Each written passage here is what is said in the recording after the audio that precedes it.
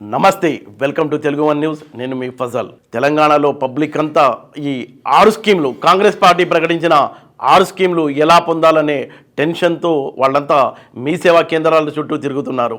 Congress party చాలా స్పష్టంగా చెప్తుంది, కేవలం తెల్ల రేషన్ కార్డు ఉంటేనే ప్రభుత్వం ప్రకటించిన 6 గ్యారంటీ స్కీమ్లకు అర్హులవుతారని వాళ్ళంతా చెప్తున్నారు. ఇప్పటికే బీఆర్ఎస్ ప్రభుత్వం అధికారంలోకి వచ్చిన వెంటనే 2 స్కీమ్లను అమలు చేసింది. ఒకటేమో ఆరోగ్యశ్రీ స్కీమ్ను 5 నుంచి 10 లక్షలకు పెంచడంతో పాటు మహిళలందరికీ ఆర్టీసీ బస్సుల్లో ఉచిత ప్రయాణానికి అవకాశం కల్పించింది. అయితే ఇవి 5 గ్యారంటీలు, 6 గ్యారంటీల్లో 5 గ్యారంటీలు లబ్ధి పొందాలంటే వాళ్ళందరికీ ఒక ఫామ్ను నిన్న విడుదల చేసింది ప్రభుత్వం.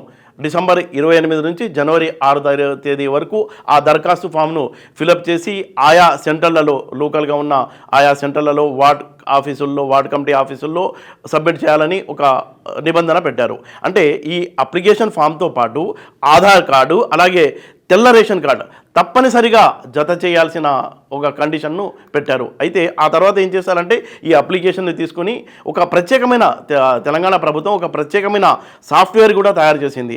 ఆధార్తో లింక్ ఉంది కాబట్టి ఎవరు నిజమైన అర్హులుదారులో దాన్ని బట్టి నిర్ణయించి వాళ్లకు నిజమైన లబ్ధిదారులకు ఈ 5 గ్యారంటీలను అమలు అయ్యేలా, వాళ్లకు చెందేలా ప్రభుత్వం చర్యలు తీసుకుంటుందని ప్రభుత్వం చెప్తుంది.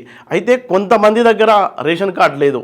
అలాంటి వాళ్లకు పరిస్థితి ఏంటి? వాళ్లకు ఈ ఏ స్కీమ్లు, అంటే ప్రభుత్వం ప్రకటించిన స్కీమ్లు రావా అంటే దానిపై ముఖ్యమంత్రి రేవంత్ రెడ్డి స్పష్టత ఇచ్చారు. ఆయన ఏమంటారంటే, మీరు అప్లై చేసుకోండి, అప్లై చేసుకున్న తర్వాత ఆ దరఖాస్తు ఫామ్లో రేషన్ కార్డు అంటే రేషన్ కార్డు లేదు అని మళ్ళా తెల్ల రేషన్ కార్డు కోసం అప్లై చేసుకోండి.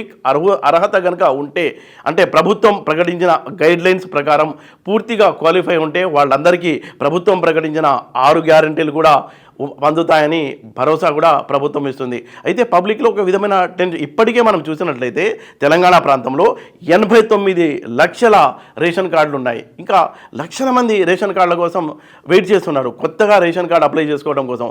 వాళ్ళందరికీ కూడా ప్రభుత్వం ఒక లాస్ట్ డేట్ అంటూ ఏమీ లేదు, టెన్షన్ పడాల్సిన అవసరం లేదు. ఎప్పుడైనా కార్డు కోసం అప్లై చేసుకోవచ్చు. అయితే మీకు నిజంగా పేదలై ఉన్నట్లయితే వాళ్లకు ప్రభుత్వ ఉద్యోగులు కాకుండా, సొంత ఇల్లు లేకుండా, అలాగే ప్రభుత్వం ప్రకటించిన గైడ్లైన్స్ ప్రకారం ఉన్నట్లయితే వారందరికీ ఈ 6 గ్యారంటీ స్కీమ్లు వచ్చేలా ప్రభుత్వం కృషి చేస్తుందని కూడా అధికారులు, అలాగే ప్రభుత్వ నేతలు చెప్తున్నారు. ఇంకోటి, దీంతో మనకు క్లారిటీ ఏమొచ్చిందంటే కేవలం తెల్ల రేషన్ కార్డు ఉంటేనే ప్రభుత్వం ప్రకటించిన ఆ స్కీమ్లు వర్తిస్తాయనేది క్లియర్గా పబ్లిక్లో కూడా ఒక స్పష్టత వచ్చిందని చెప్పుకోవచ్చు.